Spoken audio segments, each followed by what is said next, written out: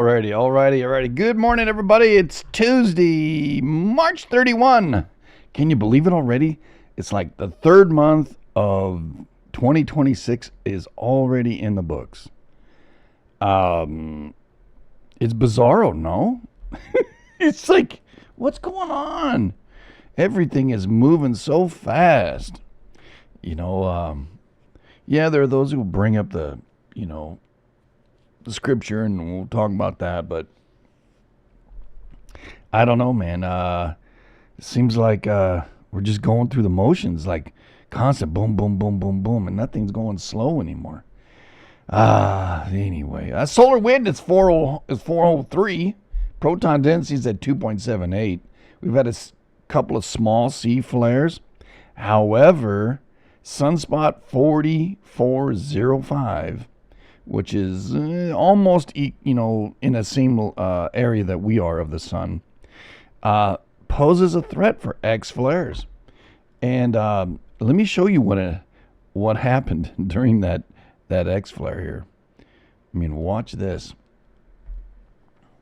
The explosion of that X flare made the area is around that flare turn dark. It's extreme ultraviolet eruption did this. And it didn't change the temperature. It just changed the color a little bit in this strange looking picture here. If we went to the ultraviolets here we can look. We don't even have that one on our list, but we can look at the little bit of solar something right there. I don't know if they're going to have it on this. As I download the image, I was showing you the latest on the war effort and what's been going on, and how positive the military is. And yeah, we still have to, beat those sons of bitches back. Think about this as we look at the sun here, this image of the sun. If we didn't do it now, we would never be able to stop Iran from doing what Iran wants to do. That is usher in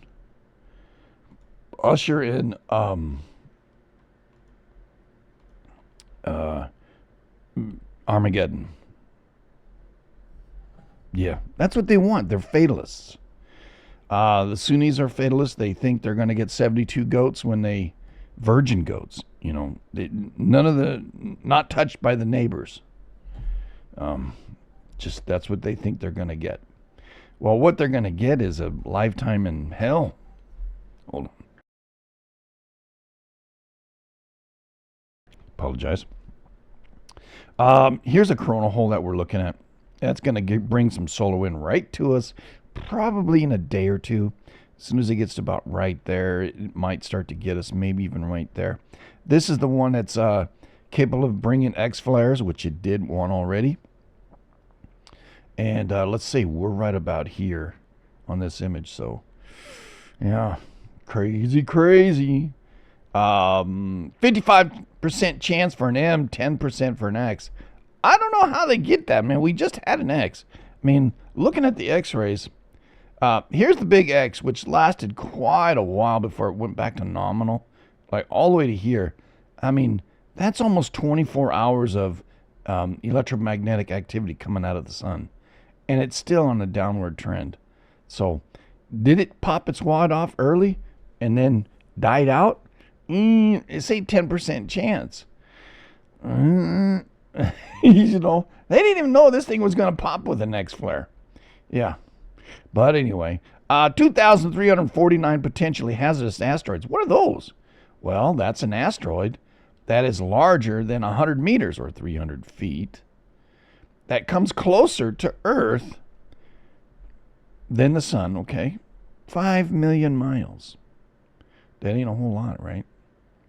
So, in looking at those FAWs, and in addition to them, other asteroids that we monitor, today being the 31st, there's 1, 2, 3 of them, right? They're generally, I'd say, 3 million miles away, and one is about 2 million miles away.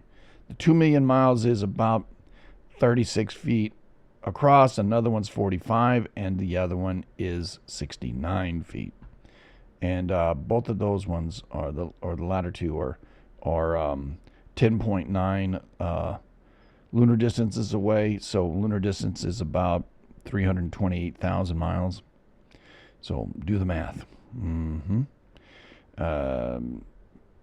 Yeah, about 3 million miles away, eh? Anyway, looking at Lasco, looking at your son, what's it doing? It ain't doing anything. Nothing. Not since it popped one off and surprised everybody. That sucker should be getting to us tomorrow or the next with a CME. Now, it should be grazing us. Looking at what NOAA has predicted. This is a prediction now, everybody. Right? And they're predicting. Here we are on the 31st. Now, tomorrow, or late tomorrow to the early the next day, there it is. You know.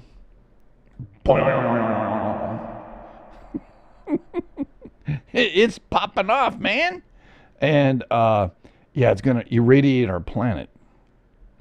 But coming after that, not a lot. See, there's a strong solar wind going to hit us, probably around the 1st, maybe a little before, like late tonight, like early morning, and then continue to near 700 kilometers a second. And we should see that beginning phases in this one here. Nope, not that one, sorry. This is ground magnetics. This one up here, sorry. We're looking at dynamic pressure. There's just a little hair of it right now. When we start to see the blue, dark blue come in on this, then we'll know there's more protons being shot. When it's all white, there's just nothing, okay? This is our Bowflex, our magnetopause, meaning ours is, let's say it's a negative and the sun's positive, it's both are negative and they're bouncing off each other. Opposites attract, right? Yeah. Pull my finger. Is buffeting our planet just a little bit. Just a little bit. Looking at the solar wind right now, that magnetopause, the same thing, just a different rendition. You can see dynamic pressure stays low, standoff distance stays between 12 and 14. The BZ stays around in the middle, and the protons stay between 3 and 1. There's a 2.1 right now. 402 kilometers a second is the wind at the current status. All these things here are the main satellites, right? So when we see this yellow line buffet all the way down there, that could be a problem. And that'll happen when solar wind gets up to about 700, 800, 900, and the proton density gets up about 75. Yeah, it does. Per cubic centimeter. And I used to per cubic meter, but because I'm dyslexic, I didn't see it. But now I know. 3.5 protons per cubic centimeter. Yeah, and that means just a little half a cube of sugar, and right now it says there's 3.5. I don't know how you get a 0.5, but it's on average, okay? So some days sometimes it's 3, and sometimes it's 2, and other times it's 1, but a lot of times it could be 3, 4, but on average it's 3.5 protons sitting in that little half a cube of sugar coming at you, right? And those things are helium and hydrogen protons, magnetized one way or another, positive or negative, and they buffet our planet. And if you think about it, take a stack of sugar cubes on your desk, and as high as you can do that. Now, think about 3 protons per each one of those. Now multiply that by the distance from here to 3 times the distance to the moon. And all of that, put it into one blast from the sun. Now it starts to say, well, shit, Dan, that's a lot of protons, right? Mm-hmm. So all of that energy being propagated into our planet and our planet absorbing it like this does. When we had magnetic storms, you'll see this will turn white and yellow and green. Well, green, then yellow, then white, or red even. And it will absorb, and then this is where we start to see our planet absorb that stuff from the sun. And this is what happens. We see the magnetic perturbs over the globe happening on the ground. What? Yeah, the stuff gets all the way to the ground sometimes. And when that happens, well, we had a 7.3 just the other day. Yeah. So that's pretty cool in understanding that our sun does affect our planet on the ground. And so all that energy, if you put it all up in a bucket, let's just say 1 mile high, full of protons, and you poured it out, it'd pour out like water on the ground, I think. And that's what we're seeing. And that's just a bucket of water. Imagine 3 times the distance to the sun. Well, think about it. We're looking at this, right? And we already seen this, so let me go like that. When the blast comes off the sun right here, that's more than 3 times coming off of the sun, or 3 times the distance to the moon. Shoot, that's as far as from the sun is to Mars, from Earth to Mars, right? And it just keeps growing. And look at that. That's like from the Earth to the sun right there. Now put all that in a bucket. Now you start to see how it can affect our planet. So when we watch these things, this bouncing line, we know that our magnetopause, which is the magnetism of our planet, being positive or negative or both, push out against the energetic magnetism of particles buffeting our planet. So it moves around, right? Like I showed you right here. This is a computer model, of course, and these were no protons, and then the blue is somewhat protons. Then some days you'll see it where it's completely blue. Yeah, and then we look down here and we say, okay, how does that affect our planet? Then I look at pressure, right? So if I play the pressure button, okay, there's no pressure really on our planet right here. The magnetopause is out here, right out here. This is a dawn to dusk, is north and south. This is a side view, right? We'll see this start to bend way down here later tonight, early in the morning, and up in tomorrow and the next day, predictively. Right now, there's no pressure. So what's the chance of that? And again, let's put this in context even a little bit more. So if you had a magnet on your desk and you put another magnet on your desk, and you pushed one magnet towards the other, and they're the similar polarity, then one will push the other one away. If they're the same polarity, one will draw it, right? So what's happening from this magnetism of outside of our planet getting through to the surface of our planet and looking at the ground magnetics, right? What is going on? How, this is only a 4-hour window here, right? We're looking at 1300 UT. Right now we're like 1600 UT. So more energetic in Alaska right here as the sun moves across. So as the sun's facing Earth, as it gets into Brazil right here at this time of day, just because I know in the morning, when we're here, the sun is like right here right now. Well, how do I know that? Well, I think I have where's the sun, right?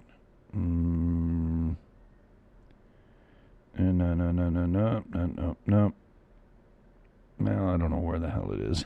I got too many things here. Do I have a list on here? Sun's location right there. There we go. That's where the sun is right now, right over Brazil. So when we're looking at this map, we're saying, okay, the sun's right here, and it's facing, the direct facing right here. So what is it affecting? Well, we got Alaska's being affected, and you got a little bit of northern Europe into Iceland, right?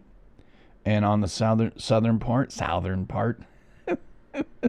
you got underneath Australia, underneath the Indian Ocean.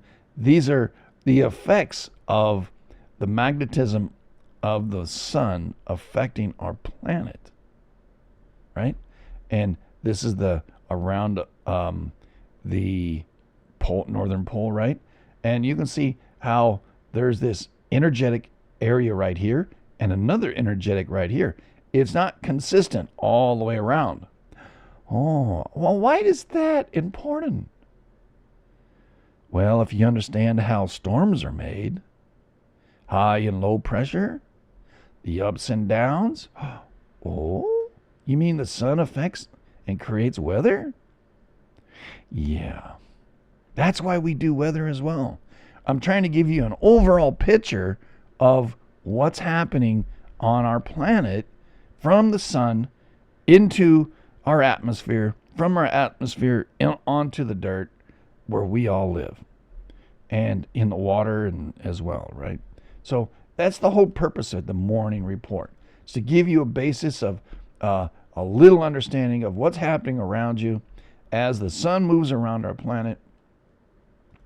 And when we see blasts off, from the sun, like nothing's happening right now, but we will be seeing as Saturn gets moving over here, we will be seeing an asteroid diving in and dying into the sun here shortly. Well, there was one. There was one right there. Watch this. Let me see if I can get it up a little louder. All right, stop. Right there is one. I just saw it. I was just telling you about it. Boom, there it is. Boom, there it is. Let's look at it again. Watch right there. Watch that thing dive into the sun. See it diving down into the sun? Yep. Dying a slow death. Yep. An asteroid going right into the sun. There it is. No, it's a spaceship. Oh, it's going to suck the energy out of the sun. All right. Mm-hmm. Yeah. Okay.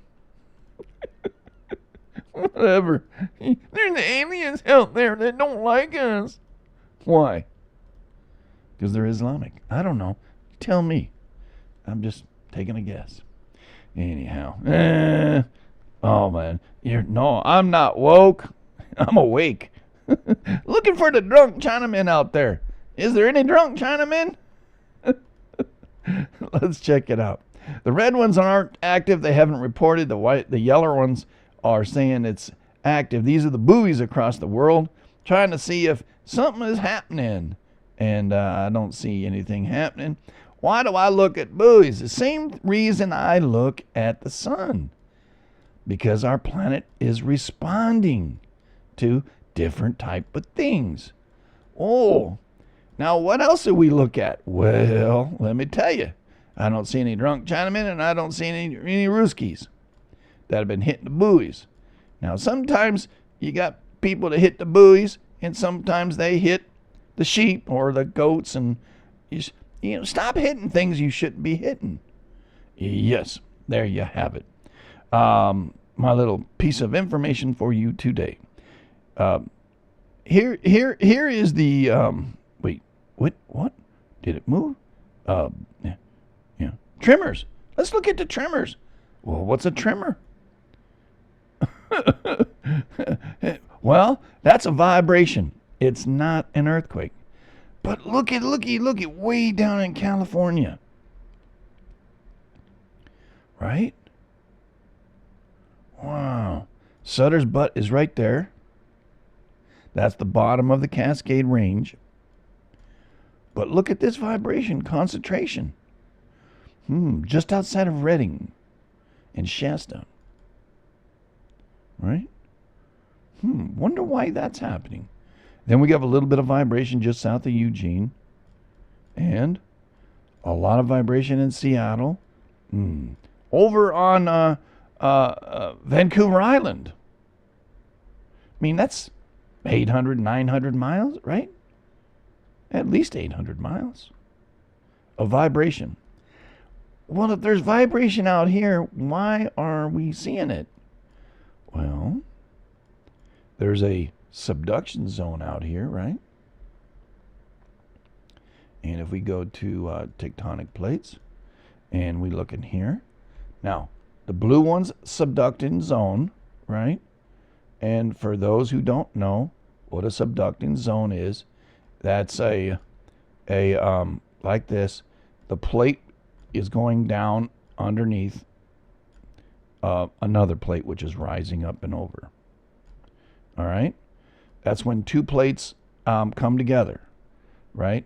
Now, what's a plate? Well, that's a piece of landmass that's moving, right? Here's the mountains here, right? You got volcanoes shooting off, right? Because when this stuff gets down here, it melts and then makes magma rise up and creates volcanoes. But what happens is, and the moho goes underneath too, and lots of water in a subducting zone gets shoved down there, and as that water heats up, it starts to get turned into steam, into gases, puts pressure coming up, and as it does, it melts the rock, and then magma comes out and breaks up to the surface and goes out. But what happens is there are plates in this world, don't save it, and that's what all these other lines are. And the boundaries of those plates are oceanic convergent boundary, which is two places coming together, and then there's red ones, a rift boundary, ocean spreading ridge, which is magma rising up and pushing outwards and making more land. Then there's oceanic transform faults, that's one sliding by another. And then there's non-subducting plate boundaries, okay? That means it's just a plate boundary and it's just banging up against each other like you see up here, in a Laptev Sea, right? Okay, so, and then you'll see these arrows, that's the velocity of the movement per millimeter. So in Hawaii, the Pacific Ocean, which is a Pacific plate, moves at 97 millimeters a year. What? I don't know how many, that's about, I think, close to a foot a year. The center part of the Pacific Ocean is moving. What? It's not still? No, it's not. And the red that you see all the way around here at the bottom, that's spreading ridge. What happens is magma comes up, between the two plates. We got one plate here, right? Another plate here, right? And this goes all the way down to this is just the crust now, everybody. It's about 10 kilometers or 10 miles, or no, 10 kilometers or roughly about 7 miles on average plate distances from the crust, right? Then there's other layers down here that are not so much crust, but kind of gooey stuff. So what happens is magma rises up between these plates, right? And then it kind of transforms or moves on out to both sides. So more magma comes up, and pushing the plate this way, pushing the plate that way. So that's what's called a spreading ridge. That's what all this red stuff is. So as that red stuff spreads that way and spreads that way, it pushes the plates around, right? And then as this plate goes this way, it turns into these blue things. That means, remember what I said about subduction? It's going underneath. It follows the arrows, okay? It goes underneath this side. So Kamchatka, Japan, the Pacific is going underneath it in that direction. The Kuril Islands right out here. All all of the Alaskan Aleutian Trench, it diving down, lifting up all these other things out of the water, because as one goes down, it lifts up.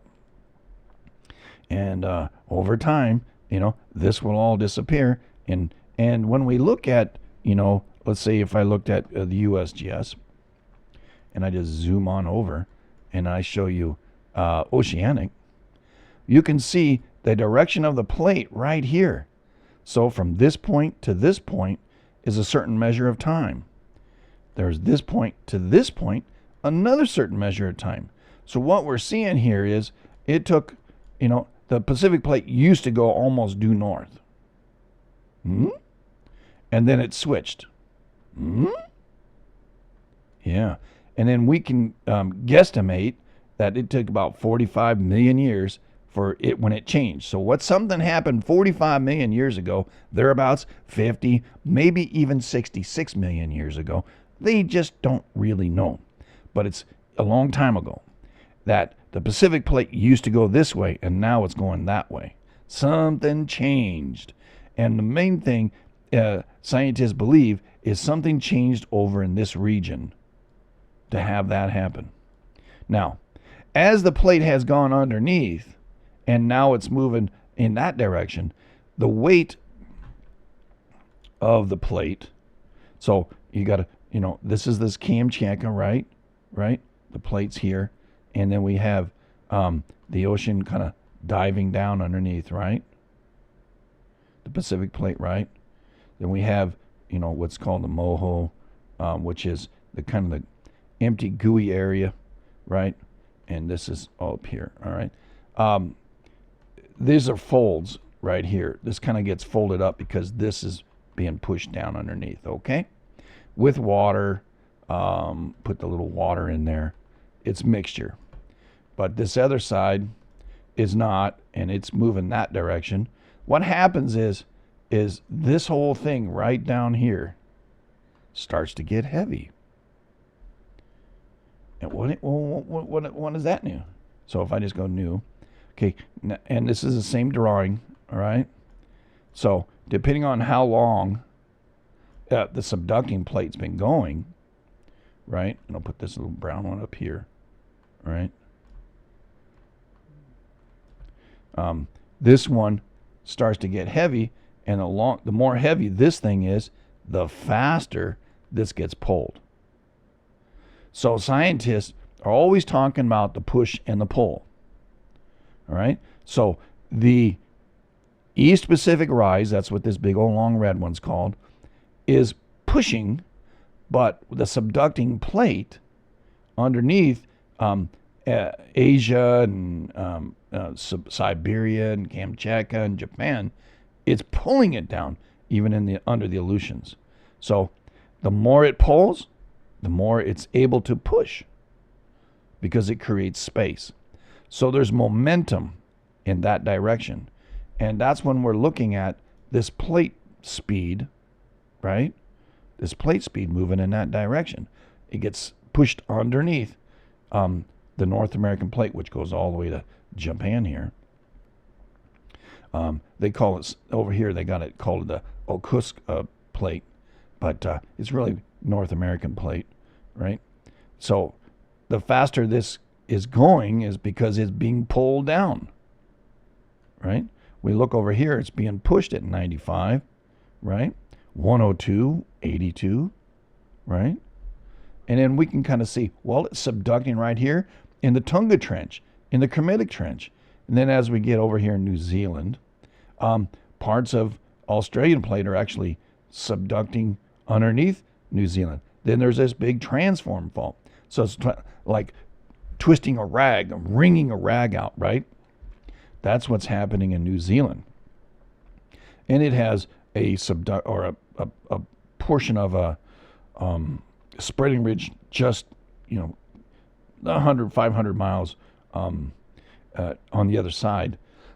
So there's another dynamic happening over here, unlike what's happening up in here. It could be because of this little plate right here disappearing. Now, there could have been a plate here. I don't know. Maybe it rolled over and got subducted. I don't know. But what we have here is another little plate called a Juan de Fuca plate and the Gorda plate, and then they now call this one a different plate because it's braked off. Excuse me. And you can see the direction of the arrows. That means it's going in that direction, a northeast direction. You can see it's moving at 26, not 69, not 59, but at 26 going the opposite direction. Why? You see this, the reds spreading, meaning making more. At green being transformed, meaning it's strike slip, sliding by, right? And it's being pushed underneath Vancouver Island and Washington, Oregon, and parts of California. Well, that's kind of interesting. Well, looking at the tremor map, I see Vancouver, Washington, Oregon, and parts of California. Oh, that's the vibration that's happening? Yes. So everything I said was trying to help you understand why is there vibrations? Because it's slowly moving. Remember, 26 millimeters a year. And it's about what? I don't know. How many inches is a millimeter? You figure it out. I don't know how much it is. How many inches is in 26 millimeters? Well, it's about an inch. Okay? And 1 inch. So it's moving 1 inch a year. So you got to figure. All right? So what are we looking at when we see it moving at 1 inch a year, subducting underneath this whole area? Oh, it's vibrating. It's like incremental, very, very, very, very small. And remember, it's loosened up because there's water involved. Well, how do we know this? And what? There's a volcanic arc right here. Oh, even in California? Yeah, and it's called Mount Shasta, Mount Lassen, and then that little booger I was telling you, right in here, Sutter's Butt. If I put it on the train, you can see it. Right? Sutter's Butt right here. That's an old volcano that never really made its way to the surface. So magma rose and then stopped. We have Lassen right here. We have Shasta right here. Then we have all the other volcanoes, Mount Hood up here, and you've heard of all Rainier, and you've heard of St. Helens, and Mount Baker, and all of it. There's a few that are even up here in Canada. All right, so the Cascade Range is created by the subducting plates over here. Now, what's happening on this side? We know there's Chevaluche, there's Bezimani, there's several other volcanoes all the way down this chain of islands. Well, that's kind of how they're made. Being pushed up, magma rising up because it melt, the Pacific plate's moving in that direction and being subducted and then mixed with water, and the water gets heated up, turns to gas, starts to crack the rocks, and then as it cracks the rocks, it starts to melt the rocks because it gets, several hundred degrees and melts rocks. Well, you seen lava come out. That's what it's making, right? All right, so that's what's going on there. So that's why we have vibrations. Now what you see here is a series of earthquakes, which is a little bit different than vibrations. That's a 2.9, right? And way up here in the Seaward Peninsula is a 3.1. Then way down here in Atka, Alaska, well, shit, that's a 3.3. Why are all these earthquakes happening? Well, that's due to the subducting plate, right? So as it subducts, it creates a pressure underneath. Like we can look at this one. They say that's 35 kilometers in depth, right? And this one here, 18 kilometers in depth. This one here, 24 kilometers in depth. And this one here, 14 kilometers in depth. This one here, 31 kilometers in depth. But this one up here, 10 kilometers. This one over here, 1.6 kilometers. Pretty shallow there. Then up in Anchorage, that's 17 kilometers. Why are all the differences? Well, the subducting plate pushing down underneath, again, subducting plate pushing down underneath this landmass here, and this, is bulging up, right? Due to the pressure of this being pushed underneath, and the gas is rising, and the melt's happening, right? So it deforms. Also, this is moving that direction, this is moving in that direction, so there's a bulge right here. And then we call this a accretionary prism, I believe, right? That it gets folded up, open over the top. So as this slides down, it creates a bunch of earthquakes in a large region, generally on the side of the plate that is rising up and over. It will happen on this side, but generally speaking, earthquakes will happen out here.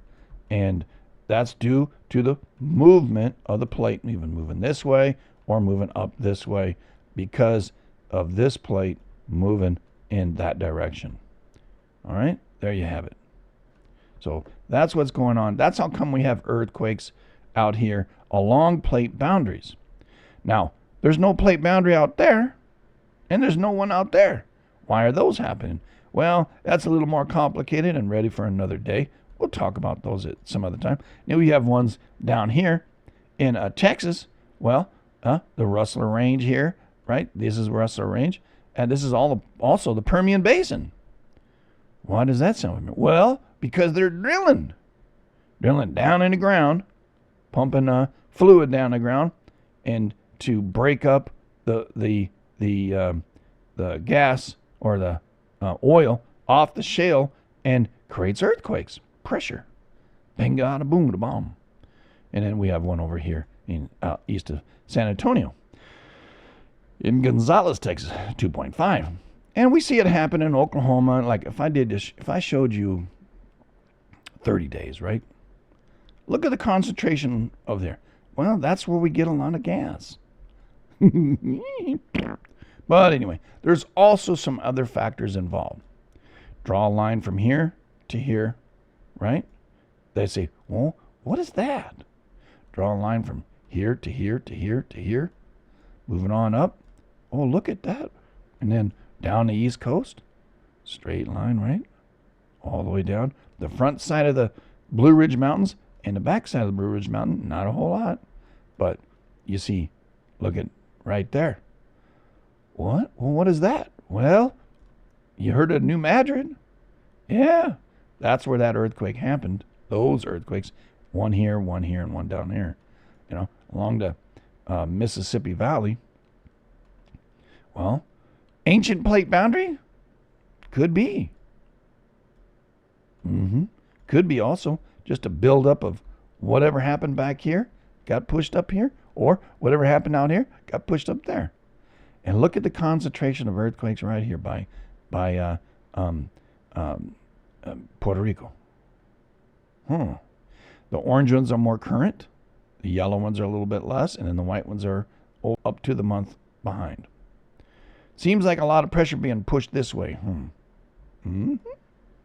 Well, where is it going? There's a plate boundary right there. This one's over here. It seems to be pushing back. Same like this one. There's a plate boundary right here and here. And what do we call this one now? Right? We look at here. Oh, there's a subducting zone right there. Oh, and which way is it going? Into Mexico, into South or Central America. Oh, and it's moving at 67. And the opposite one's moving kind of west at 28. You think that one's moving faster? Think there's a reason why it's being pulled underneath at a faster pace? What about this? It opens up this East Pacific rise to create more landmass because it's being pulled up out of the earth. Weakness in the plate will allow magma to rise up. So we watch this subducting area all the time. Well, that's what's going on here. This is moving that way. That's moving that way. Oh, there's a reason why these earthquakes are happening there. Yeah. There's a reason why they're not happening right there, or right there, or right there. because of the plates. And as they move, then we get to talk about them, right? So these tremors happen all the way around the world. These are the only area that we're monitoring that we have access to. All right? All right, there you go. You got that. So that's why we got some tremors. Turning off this one, turn off that one, turn off the tremors. So what's interesting about these subducting zones is there's volcanoes. Well, in the news today, volcanically speaking, that is, according to Volcano Discovery, March 31st, 2026, Fuego volcano, Simiru, Ibu, Tucono, Reventador, Mayon, Sangay, and Semankaya. Not to forget about Shivalush. That's up there in Kamchatka, right? Popping pretty big. Simiru, which was in the list, so that's good. 15,000 feet from sea level. It's a 12,003. Subtract 15 from there. You know how high the ash and gas went up. All right.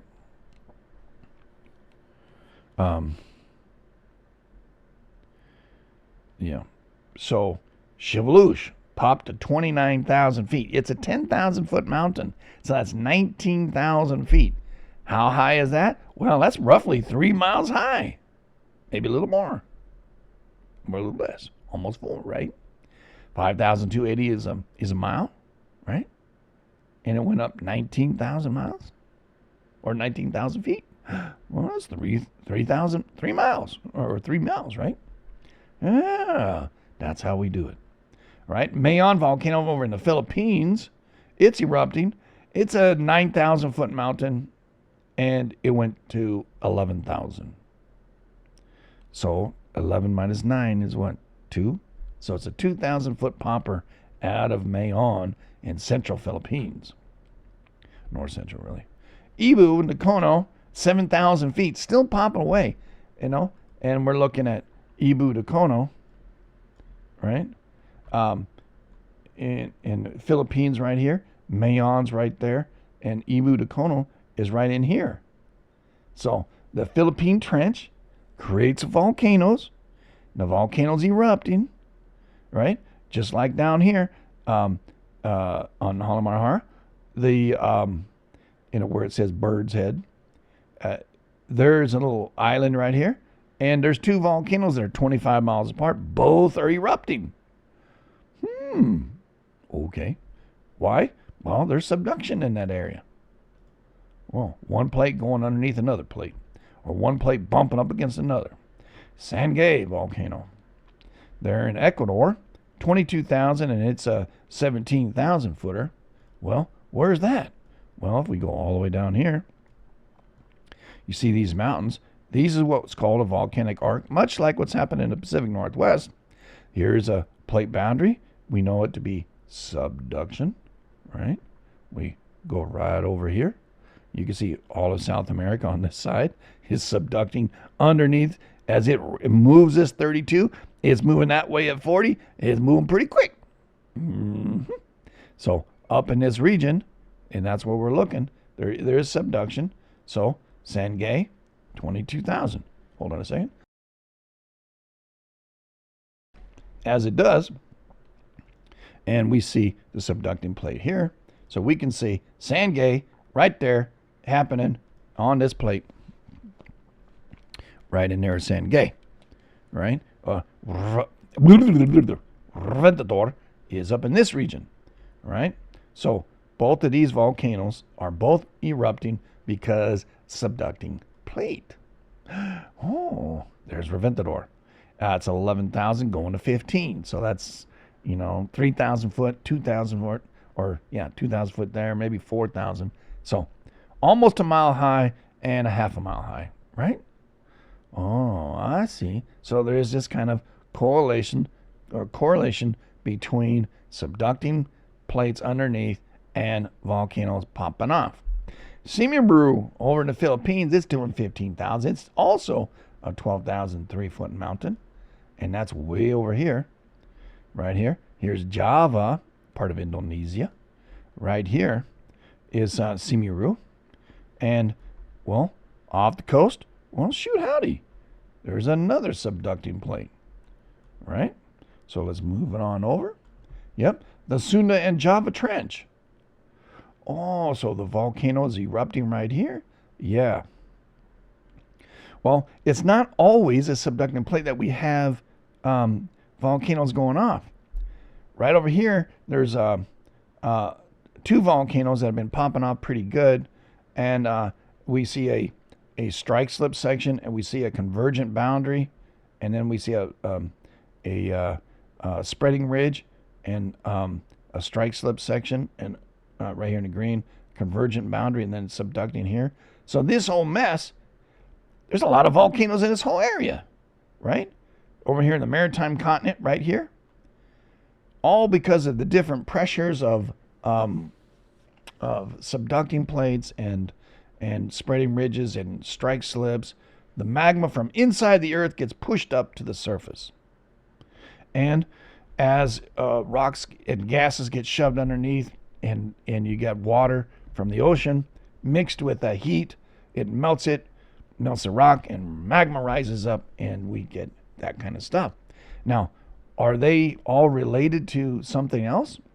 Yes, but we'll finish this. Sebankaya down in the armpit of South America, right up in here, where that spreading ridge is. Sebankaya is like right up in here, or actually right there. It's erupting as well. 19,000 foot mountain, and it's going to 25. So 4,000 foot puff, right? And then we have Mayon volcano, right? And over in the Philippines, it's erupting as well. And there you have it. Still in Fuego. Now Fuego is up in here, in Guatemala, right here. Subducting plate. Oh, there you have it. There's a reason why that's there. Dacono, we already talked about that with Hanamahara. Ibu and Dacono, both 7,000 feet. Dacono is about 3,600, and it's going to 7,000, right? Ibu's 4,600, going to 7,000. Sangay, we talked about Sangay already. And that's it for the volcanoes. Well, what else is related to volcanoes? Oh, earthquakes. And that's what we're looking at for the last 30 days. So if I put back down to just today, we see in the maritime continent, here's the Philippines, here's Indonesia, right? We see in the Celeb Sea, we see a 5.1 that didn't happen too long ago, at a few hours back, 5.1. Then we have this one here, happened yesterday at 4.7. Here's PNG, a 4.1 that happened yesterday. And then we have also another PNG that happened yesterday at 4.6. So there's been 4 and 5 power in this region. Why? All these subducting and pushing and pulling and grinding plates all back and forth in a bunch of these islands and these land masses getting lifted up as the Australian plate gets pushed underneath, lifting some of this up. The Pacific moving that way, pushing some of this on top of each other, and all the like. So we do have a little one just north of Tokyo yesterday, a 4.4. Right? Now we just had one up here in Alaska, a nice 4.1, which is, we have a little Cook Inlet couple little dingers that are happening, eh? So 4.2, 4.1. Hey, those just barely happened. Bing-a-ding-a-ding. Right? 803 and 844. A little bit ago. And then here's a 3.0. Here's a 2.6. And here's a 2.7. So a nice little, not swarm yet, but pressure moving up in here. Right? A whole bunch of volcanoes in this area too. Here's the subducting plate. It's still less than 250 miles away. So, yeah, it could happen. Yeah, volcanic arc works right through here because of this thing right here. Pacific moving underneath. Mm-hmm. Yes. Not a whole lot happening in Canada that we can see because USGS doesn't post that. But let's go ahead and look at what Canada's got to say for itself today. This is 30 days. We see up in the Yukon area, right? See a nice line working itself down a plate boundary. Oh, and the plate boundary continues, and then it moves over. And that's why I said up in here that right in this region, it seems that this part of this area right here is becoming its own plate, acting separately than this section here. And that's why we can see it makes a definite left-hand turn. Right? Some activity out here in the mountains, that's because of this plate being pushed into it and, you know, the backing up. That's how not only the Cascades, but the Rocky Mountains were created. Huh? They're so far inland. Well, when one landmass tries to hit up on another landmass, there's got to be a pressure break somewhere. And guess what? That's how the Rocky Mountains were created. Oh, yeah. Well, what about over here?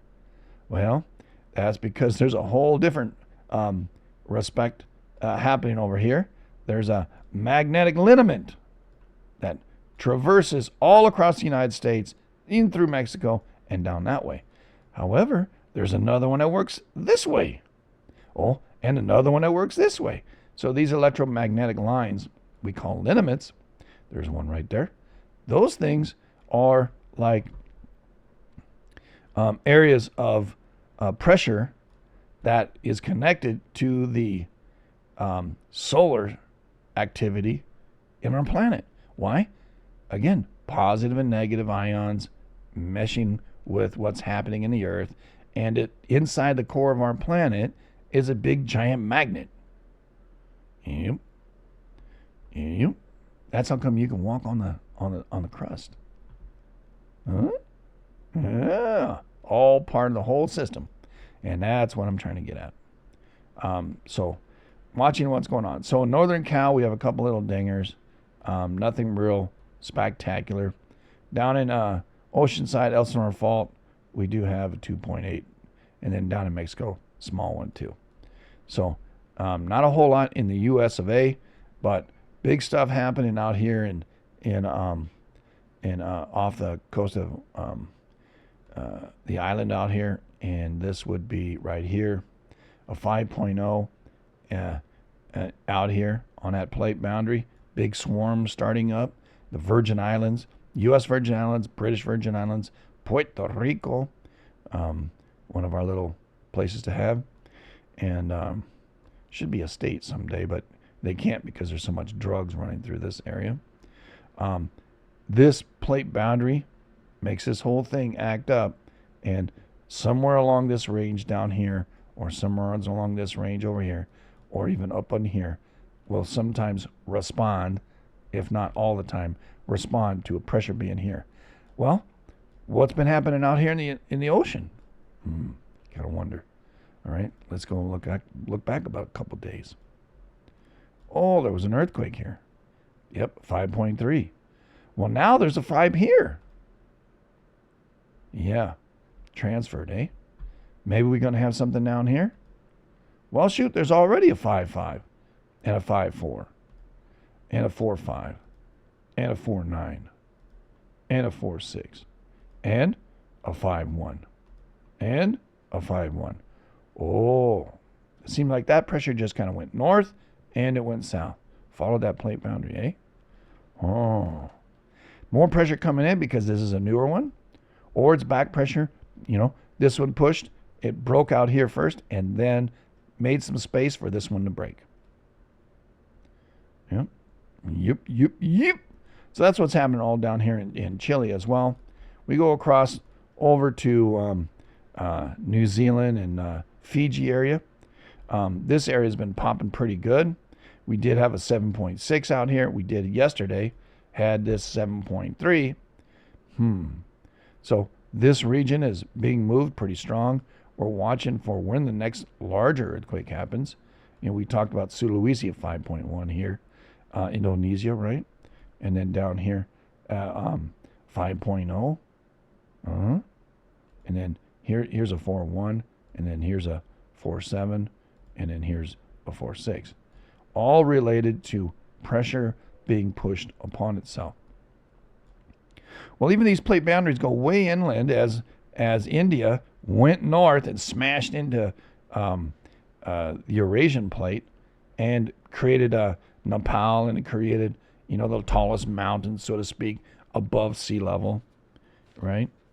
And all up into Tajikistan, Kabul, and we learned all about this because of the wars in Pakistan and Afghanistan and Turkmenistan and Tajikistan and Kazakhstan and Chinastan and Indiastan, and well, all the people like to argue seem to be up in this region, right up in here, and they just are very unhappy people because India moved in on them, I guess. I don't know. But anyway, it moved, pressure moving west, and we do have in Greece, we have a couple little earthquakes. It happened, a couple of days ago. Nothing really spectacular. And there you have it. Well, we'll be watching for your earthquakes here. We did get another one down here, 4.9 yesterday. I was wondering if that was going to hit down there, and it did. So, told you about that yesterday's report. Well, if you have any comments or issues with what I just put forth as my best understanding of how things working, well, go ahead and leave a comment in the comment area down below. And remember, we're here for you, and we'll be watching. And hope you learned something. And if you want to learn more, if you have like I said, an idea of something else happening, go ahead and put a comment down. We'll try to digest it together. So appreciate y'all, and don't get none on you. And remember, this Friday, there's a good chance that Luke Clemmer will have a show on Friday at 10 p.m. Central Standard Time, and the Shit Show. It's a blue collar talk, and you'll learn a little bit about people with blue collars and instead of green collars. I guess, but real talk for real people, and he talking to his buddy who's just working and the struggles about real life and getting through it, So that'll happen this Friday, 10 p.m. Central Standard Time, on what is it on Twitch? It'll be walleye_king at on Twitch. So twitch.tv/walleye_king. All righty then. So, yep, there you go. Have a good one, everybody. Remember, pull my finger.